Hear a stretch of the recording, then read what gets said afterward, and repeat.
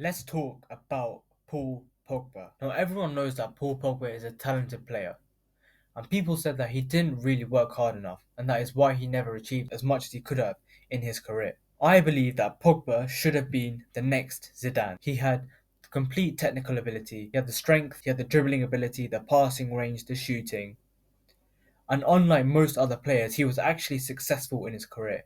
He was an instrumental part of Juventus reaching a Champions League final. He played for Man United.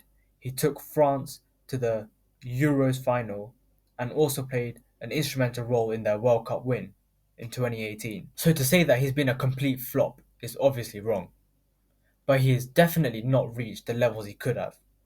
I believe that if he reached his best ever levels, he would be considered as good as Zidane. He definitely had that ability in him.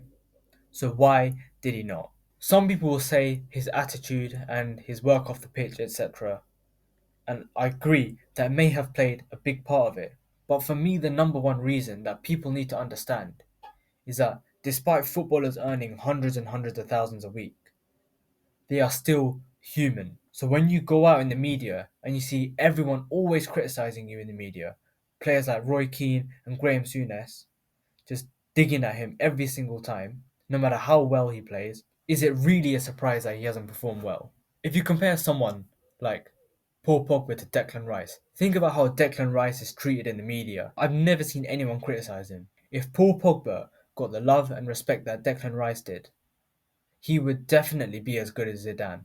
Because that not only would have made him feel good, but it would have motivated him to work harder off the pitch as well. And it would have also made it a lot easier for him to come out of bad spells. So why do I think that Pogba didn't receive as much love from the media as Declan Rice? Well, it's simple.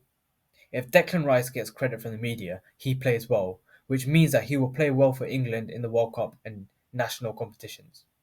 Pogba plays for France, and let's be real, the English media don't care about how well France do.